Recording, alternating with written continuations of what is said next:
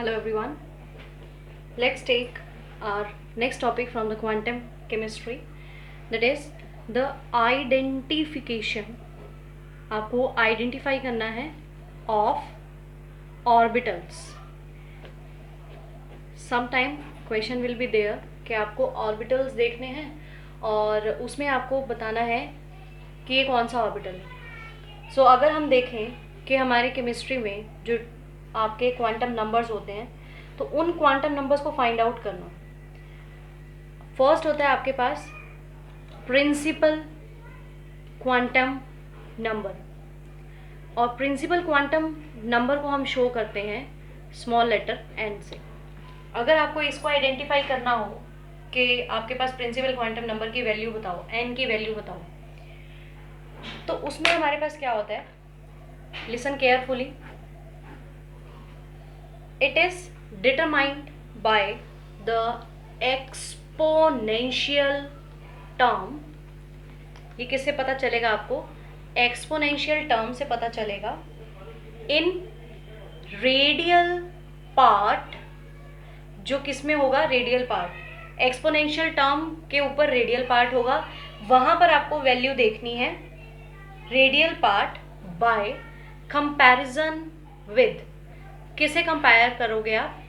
इससे कंपेयर करोगे. Exponential term minus of Z are divided by n A naught. इस तरीके की आपको रेडियल पार्ट में टर्म दी होगी, जहाँ पे आपको क्या देखना है? अपने एन की वैल्यू देखनी है. जो वैल्यू यहाँ एन की होगी that is the principal quantum number. When we do the numerical of this, तो आपको ये अंडरस्टैंड हो जाएगा कि आपको क्या देखना है. सेकेंड आपके पास जो क्वांटम नंबर होता है that is your angular quantum number. Second है आपके पास angular quantum number. Angular quantum number, इसे हम रिप्रेजेंट करते हैं एल से.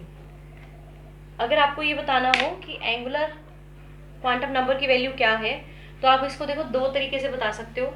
एक आप बता सकते हो रेडियल पार्ट में, और दूसरा बता सकते हो एंगुलर फॉर्म में. तो सबसे पहले हम रेडियल में देखते हैं आपको क्या देखना है.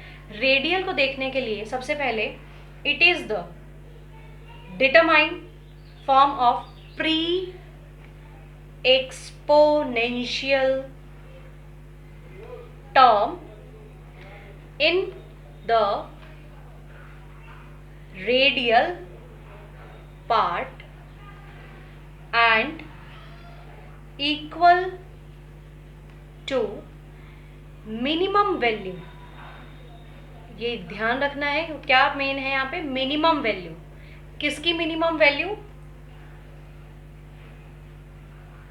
मिनिमम पावर वैल्यू लिखो. Minimum power value of R in single term. Suppose अगर आपके पास दिया हुआ है, सपोज करके चल रहे हैं हम कि आपके पास है r plus r square plus r cube. तो इस टर्म में अगर आप देखो तो यहाँ पे मिनिमम पावर क्या है? 1. जो ये मिनिमम पावर 1 होगी that means this is the angular quantum number. आप लिख सकते हो कि एल की वैल्यू क्या है? 1 है.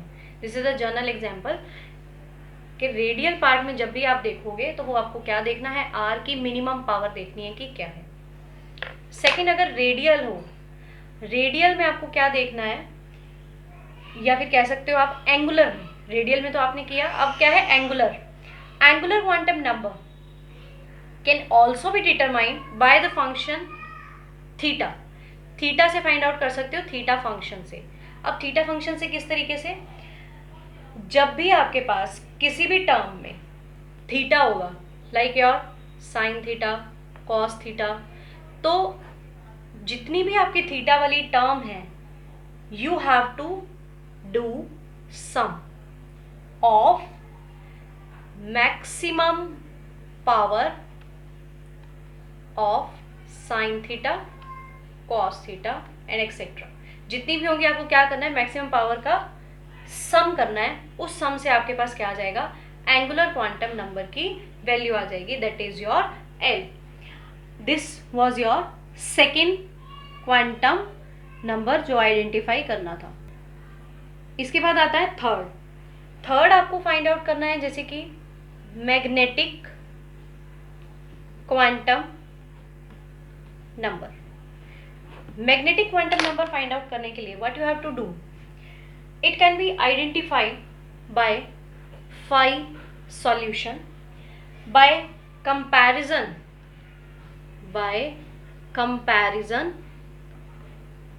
with term, किसके साथ करोगे उसको compare, e raise to the power iota m phi।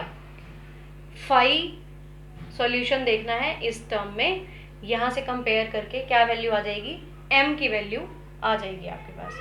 Now see some of the examples, जिससे आपको क्लियर हो जाएगा। उससे हम क्या फाइंड आउट करेंगे, रेडियल और एंगुलर दोनों में आपको निकाल के दिखाते हैं कि क्या क्या वैल्यू आती है quantum numbers. So here are these examples. इसमें आपको फाइंड आउट करना है, देखो r रिप्रेजेंट फॉर रेडियल, इसमें आपको वैल्यू निकालनी है n और l, दोनों क्वांटम नंबर बताने हैं आपको क्या क्या वैल्यू होंगी इन दोनों की। सबसे पहले n निकालने के लिए, प्रिंसिपल क्वांटम नंबर निकालने के लिए we have to compare it with this, इससे कंपेयर करना था। कंपेयर करने पे देखो e raise to the power minus Z are divided by N A not, तो यहाँ पे जो n की वैल्यू है दैट विल बी, n की वैल्यू क्या है 2, so principal quantum number will be 2। For l what we have to do, r के लिए हमें क्या करना था, मिनिमम वैल्यू लेनी थी r की। अब यहाँ पे जो r है आपके पास, इसकी मिनिमम वैल्यू क्या है यहाँ पर 1, so your L value will B 1। Next second देखते हैं n और n, फिर से इसको कंपेयर करेंगे इस टर्म से। इस टर्म से कंपेयर करने में यहाँ पे देखो n की वैल्यू क्या आ रही है, n is equals to 3 and we have to find l। अगर आपको l फाइंड आउट करना है तो l फाइंड आउट करने के लिए r की minimum value, see here r minimum value.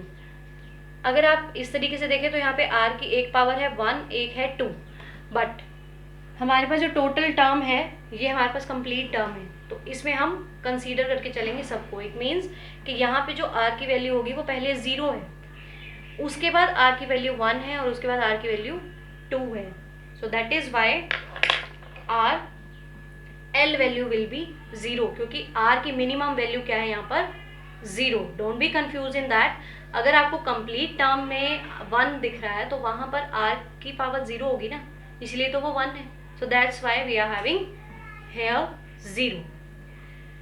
Next this represent the angular part. Angular part में हमें क्या फाइंड आउट करना है, एक तो l वैल्यू फाइंड आउट करनी है, मतलब l is for angular quantum number and m is for magnetic quantum number. तो एंगुलर में जब हमें वैल्यू फाइंड आउट करनी थी l की, सो that is the maximum power of the theta. Theta की मैक्सिमम पावर को आपने ऐड ऑन करना था। अब यहाँ पे देखो साइन थीटा कॉस थीटा 2 हो गए, मतलब थीटा और थीटा ये हो गया 2। अगर हम ऐड ऑन करते हैं इसको, एक थीटा ये और एक ये, तो ये हो गया 2।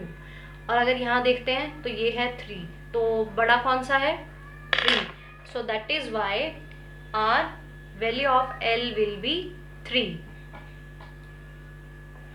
नेक्स्ट अगर हमें ये फाइंड आउट करना हो कि m की वैल्यू क्या है, तो यहाँ पर m की वैल्यू निकालते हैं। m की वैल्यू फाइंड आउट करने के लिए हमें किससे कंपेयर करना था, e raise to the power iota m 5, so यहाँ पर m की वैल्यू क्या है माइनस में, ये हो गया -1। इससे कंपेयर करने पे आपकी वैल्यू क्या आ गई, m की 1। This is again angular part में l की वैल्यू और m की value. This you have to find and tell me in the comment section कि इसका आंसर क्या होगा। वेरी इजी टॉपिक, आपका नेट के पॉइंट ऑफ व्यू से भी ये काफ़ी अच्छा टॉपिक है, क्वांटम में आ जाता है। सो प्रैक्टिस इट, बहुत ही आसान है।